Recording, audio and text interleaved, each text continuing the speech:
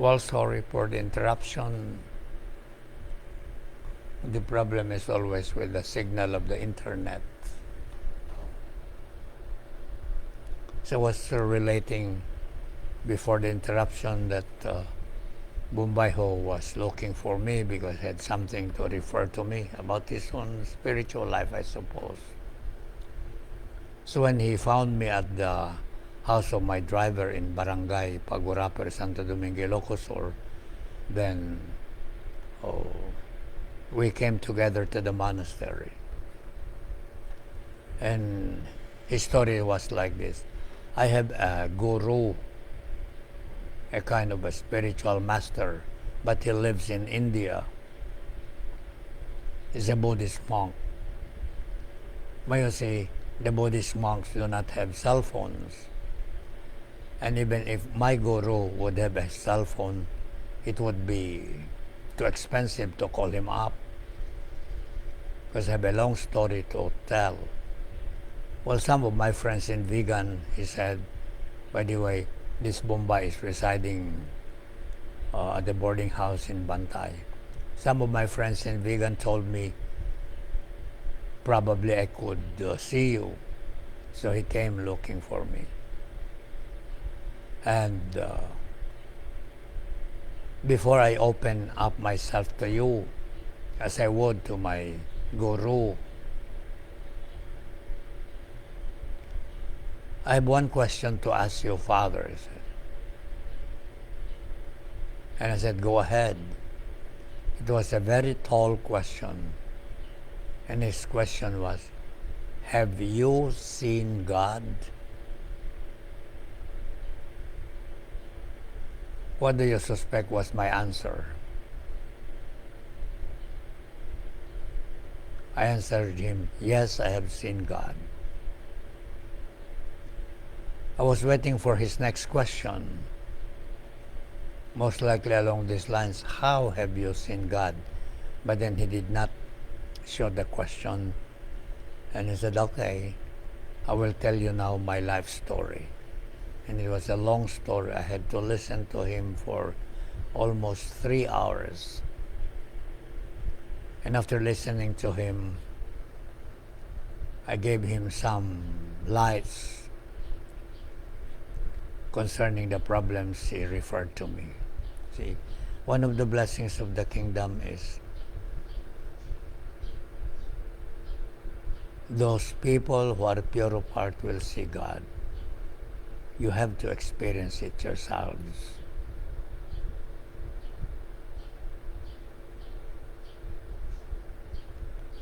Then people will be called sons and daughters of God, children of God. So these are the blessings of the kingdom. Wouldn't you be stirred to avail of the blessings of the kingdom? Inheritance of the new earth, satisfaction from hunger and thirst, joy, justice, and then experience of compassion, the compassion of God mediated by the compassion of people, seeing God, and being called children of God. I remember many years back in the 70s, the whole barangay of Ora Este was burned down by the powerful politicians at the broad daylight.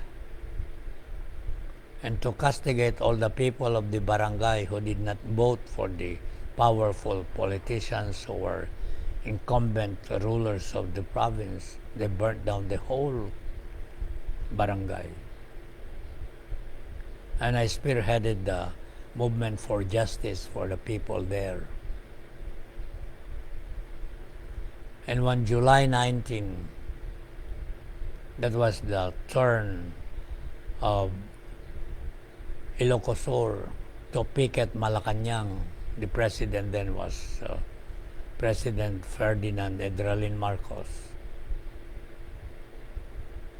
We picketed the whole day Malacanang Palace, and the president, who is an Ilocano, did not even bother to meet our leaders.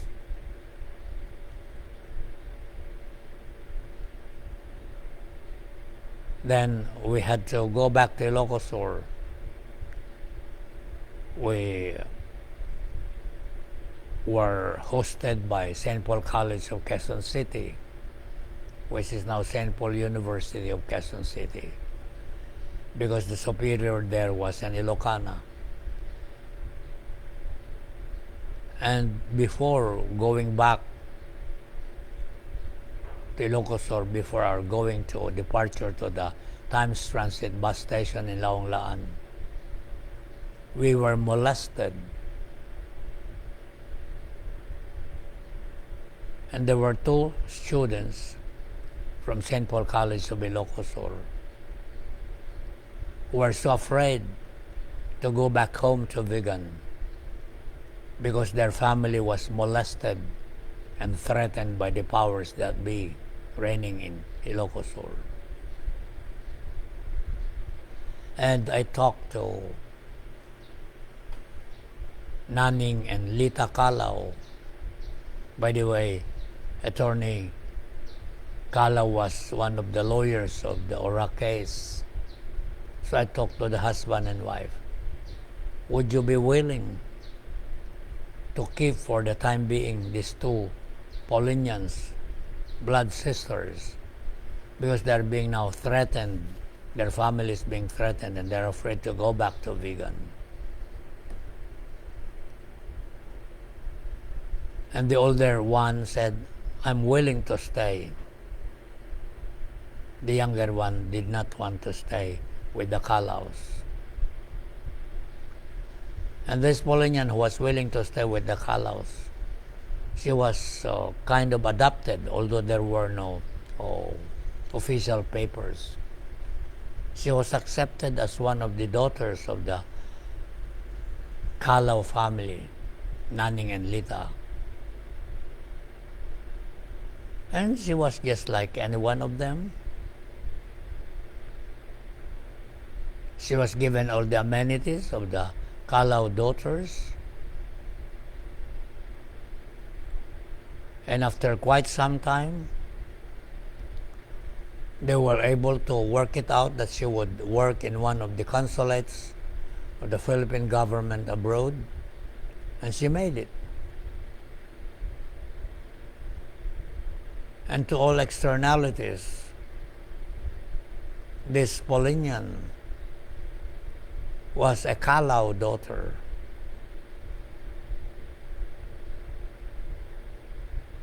And she had to live up to the good name and reputation of the Calao family.